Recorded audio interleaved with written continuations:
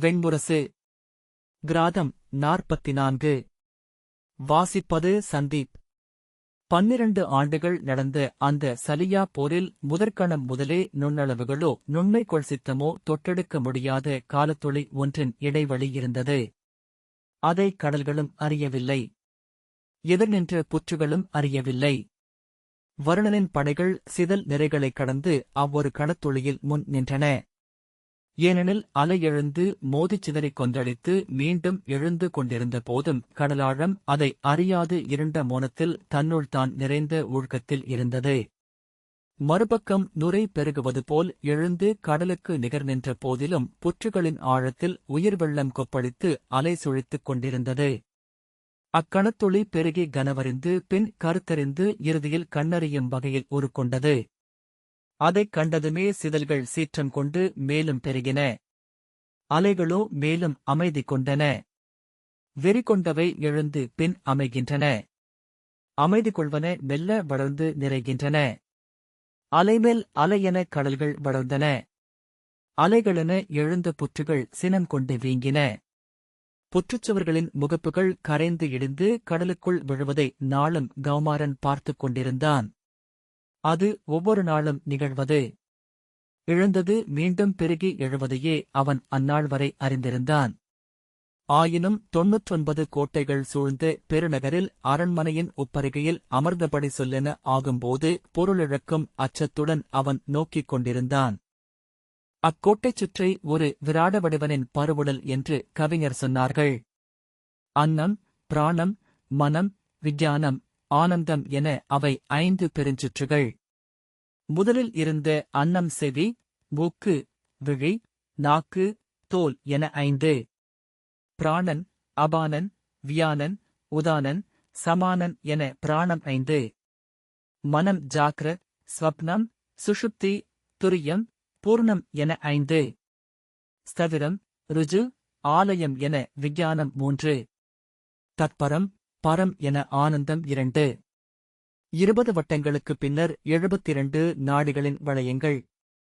பின்னர் காலம், நியதி, கலை, வித்யை, ராகம், புருஷன் என்னும் வளையங்களுக்கு பின் மாயா வளையம். அதற்குள் இருந்தது 7 அடுக்குகள் கொண்டு விருத்திரனின் மாளிகை. மூலம், சுவாதிட்டம், மணிபூரம், அநாகதம், விசுத்தி என்னும் 5 நிலைகளில் முறையே ஏவலர், சூதர், காவலர், கருவூலர், அமைச்சர் ஆகியோர் குடியிருந்தனர். ஆஞ்சை என்னும் 6ஆம் தளத்தில் விருத்திரனின் இருப்பிடம். 7ஆம் நிலையில் உச்சியில் இருந்த சகசிரத்திலிருந்து அவன் விண்ணில் எழுந்தான். முகில்களைத் தொட்டு பறந்து இந்திரபுரியை அடைந்தான். உரையிருந்த வாள் என்று அவ்வரண்மனை தோன்றியது.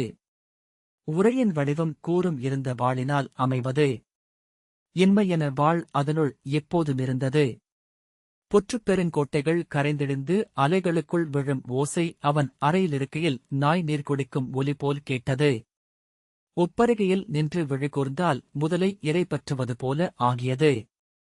எழுந்து சென்று இருளில் நின்று நோக்கியபோது வளைந்து வளைந்து வந்த நாகங்களுக்கு முன் நிறைவகுத்து முடிவிலாது சென்று நின்றிருக்கும் தவளைக்குலம் எனத் தோன்றின புற்றுக்கோட்டைகள். துயில்கையிலும் அவ்வோசையை அவன் கேட்டான். அவன் கனவுக்குள் குருதி எழ கரிய உருவங்கள் மண்ணறைந்து விழுந்து புதைந்து ஆழத்தில் வேர்ப்பரப்பாகி கிடந்தன. தன் குலத்து மூதாதையரின் இமையாவழிகளை நோக்கியபடி துயிலுக்குள் அவன் விழித்துக் கிடந்தான். எழுந்ததுமே ஓடி வந்து உப்பருகையில் நின்று நோக்குகையில் புற்றுக்குவைகளில் 1-2 குறைந்திருப்பதைக் கண்டு நெஞ்சு பதைத்தான். எண்ணித் தொலையாதவை புற்றுகள் என்று அறிந்திருந்தும் எண்ணாமலிருக்க முடியவில்லை உள்ளத்தால். எண்ணிச் செலுக்கையில் புற்றுகள் குறைந்துள்ளன என்றே தோன்றிக் கொண்டிருந்தது. புற்றுரை குலத்தலைவரை மீண்டும் மீண்டும் அழைத்து என்ன நிகழ்கிறது என்று கேட்டான். எங்கள் ஆற்றல் 100 மடங்கு பெருகியிருக்கிறது அரசே என்றார் முதற் தலைவர்.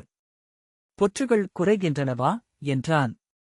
இல்லை, 2 மடங்கு கூடியிருக்கின்றன என்றார் 2ஆம் தலைவர். உங்கள் ஐயம் அது என்றார் 3ஆம் தலைவர்.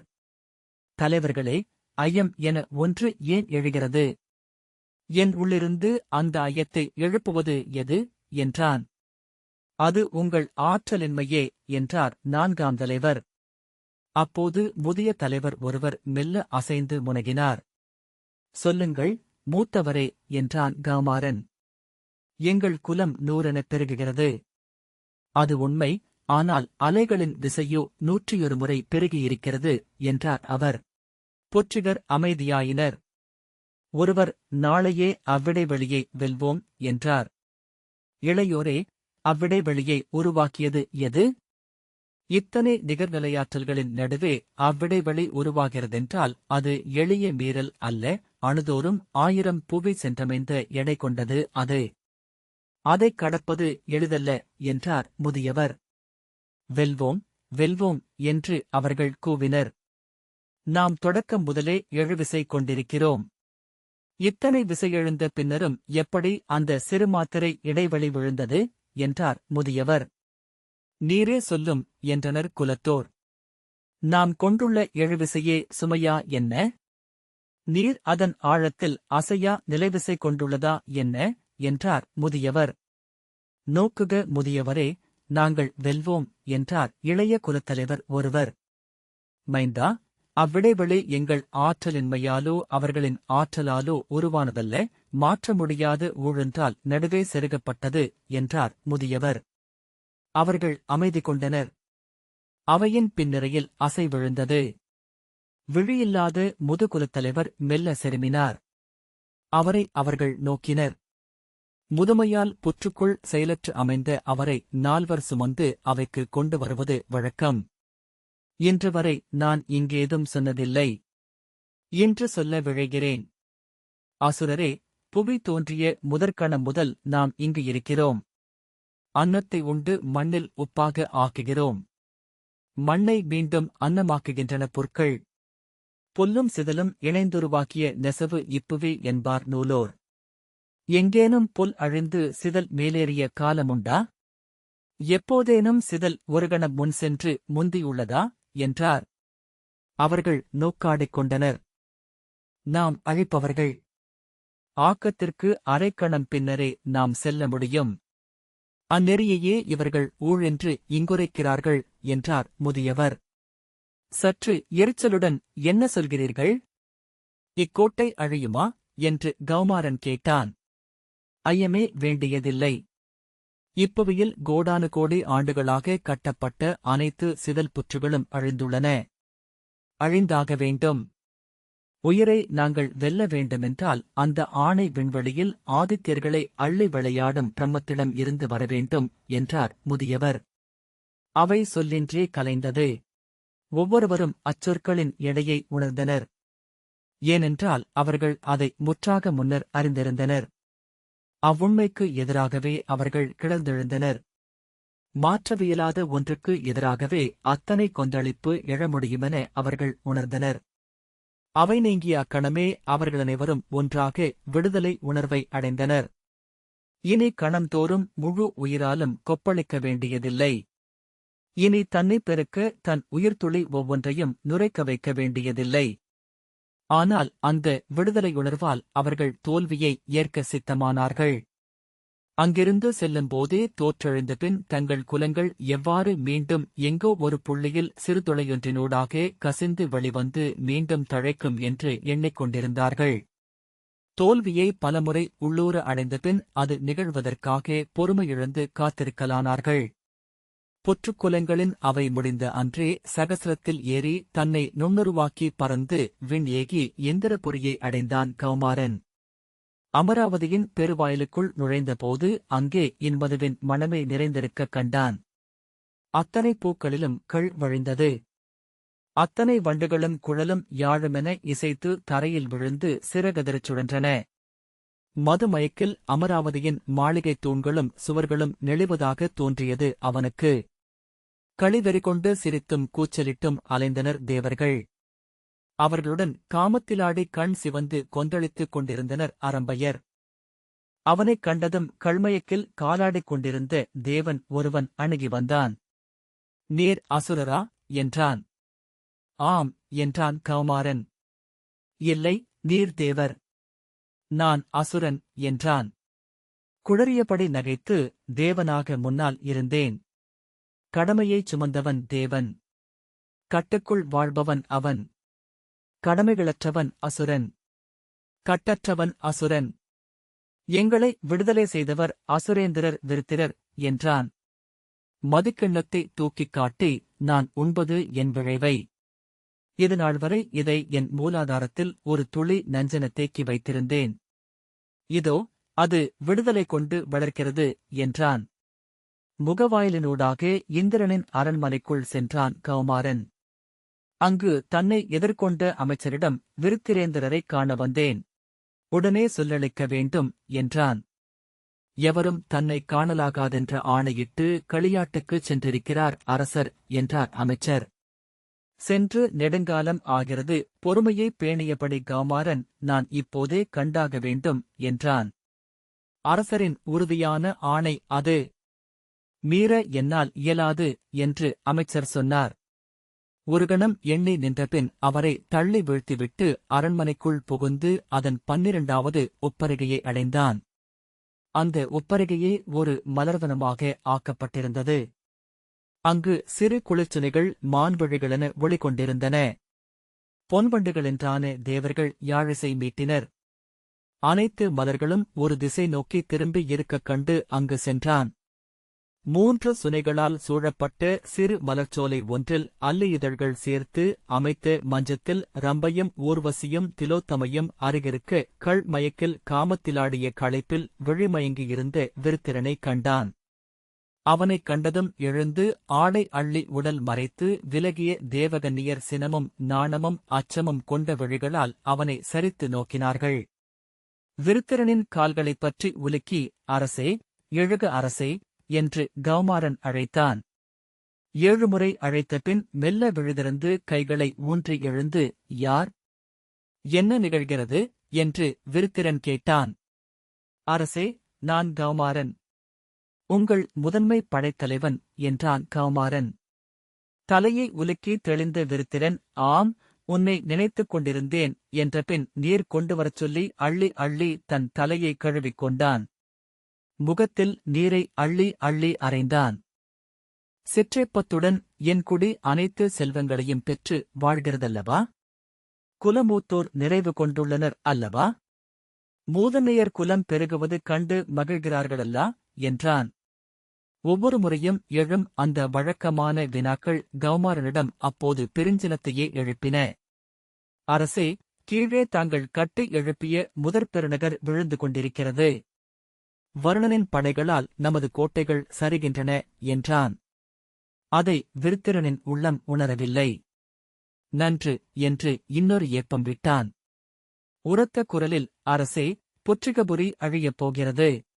வருணனின் படைகள் அதை அழிக்கின்றன என்றான் கௌமாரன். யார் என்றான் விருத்திரன். வருணன். அவர் படைகளால் நம் நகர் அழிகிறது என்றான் கௌமாரன்.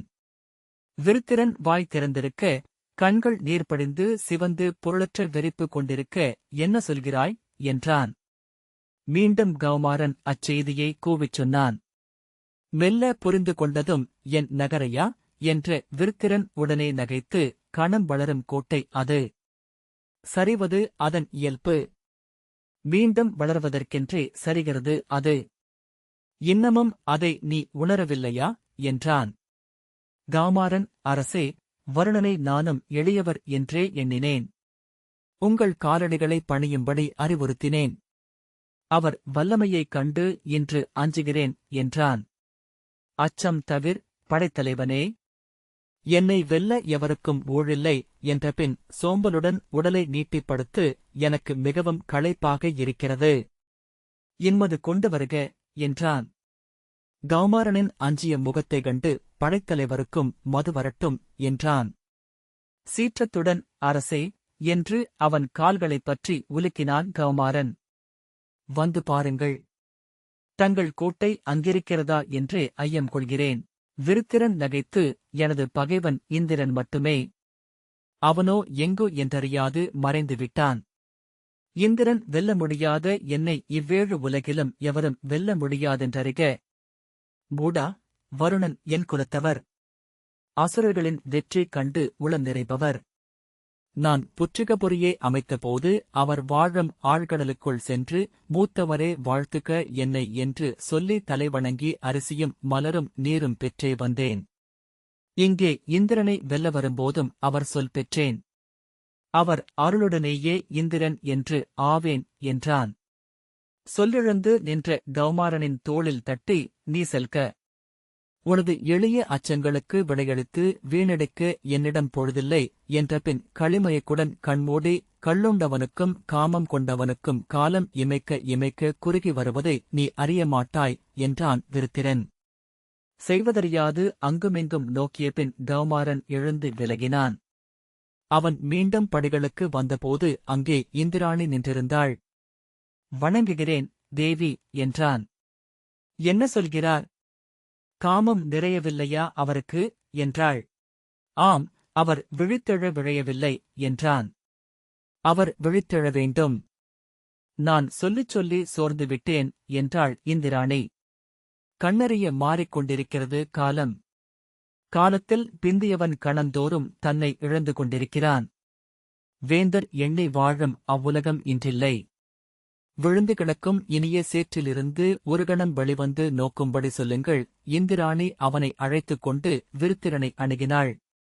படைத்தலைவர் சொல்லையும் அமைச்சர் சொல்லையும் ஒற்றர் சொல்லையும் மறந்த அரசன் பகைவர் சொல்லை கேட்பான் என்பார்கள். இனி பொறுக்க முடியாது. எழுக என்றாள். செல்க. இனியொரு சொல்லும் கேட்க எனக்கு விழைவில்லை என்றபின் விருத்திரன் புரண்டு படுத்தான். இரு கைகளையும் விரித்து அருகே நின்ற மகளிரை அழைத்து, என்னை தழுவிக் கொள்ளுங்கள். இவ்வினிமை ஒரு கணமும் விரிசலிடாமலிருக்கட்டும். அது உங்கள் திறன் என்றான். இந்திராணி, அரசே, அனைத்தும் அழிந்து கொண்டிருக்கின்றது என்கிறார் படைத்தலைவர். விழித்தெழுக என்று கூவினாள். அவன் தோளைத் தொட்டு உலுக்கி, எழுக என்றாள். விருத்திரன், நீ இனியவள் என அவள் கன்னத்தை வருடினான்.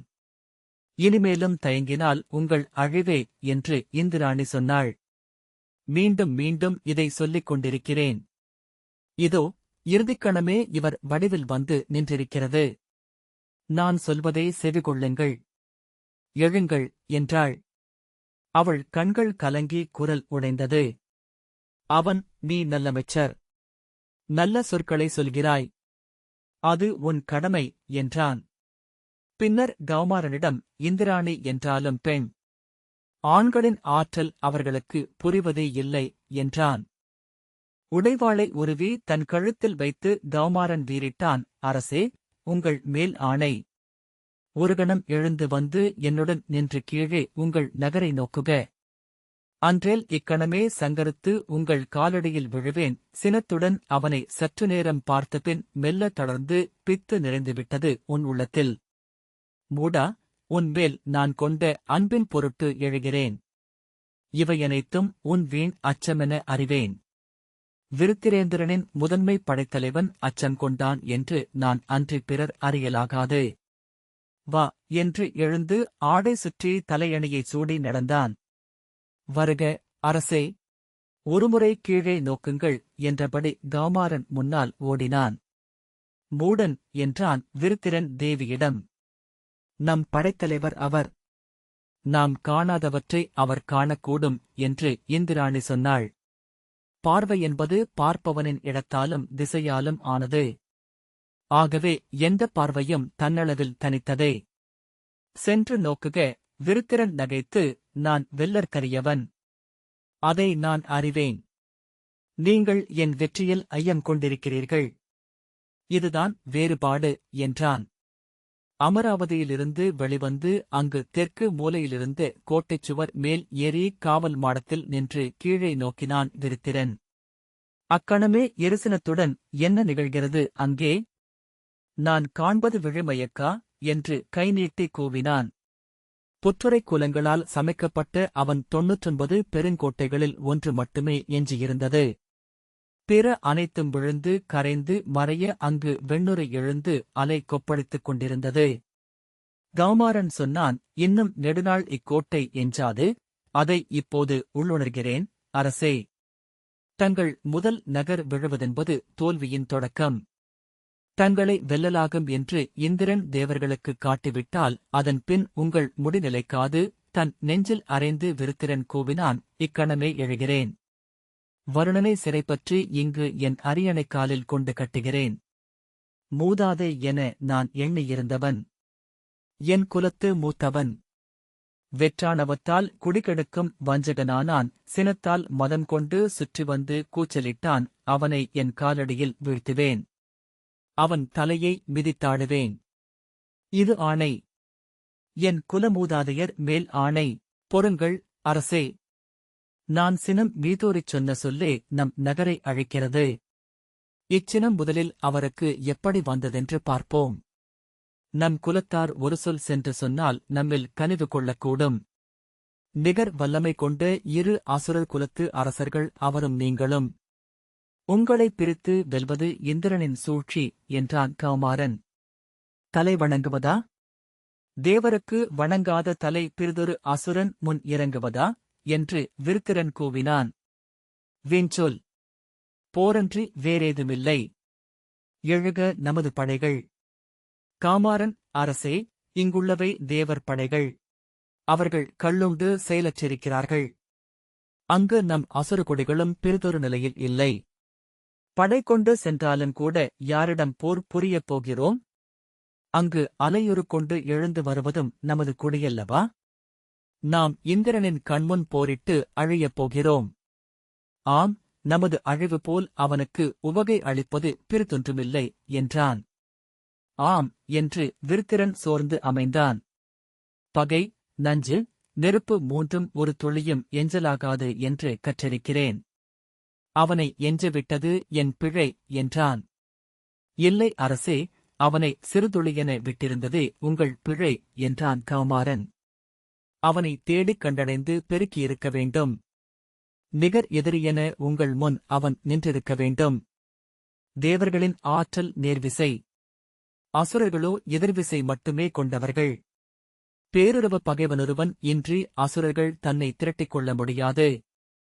சினமின்றி படைக்கலங்கள் ஏந்த முடியாதவர்கள் நாம் என்றான். அரசே, அசுரர் வெற்றியெல்லாம் அவர்கள் எதிரிகளை எதிர்கொள்ளும்போது மட்டும் அமைவதே.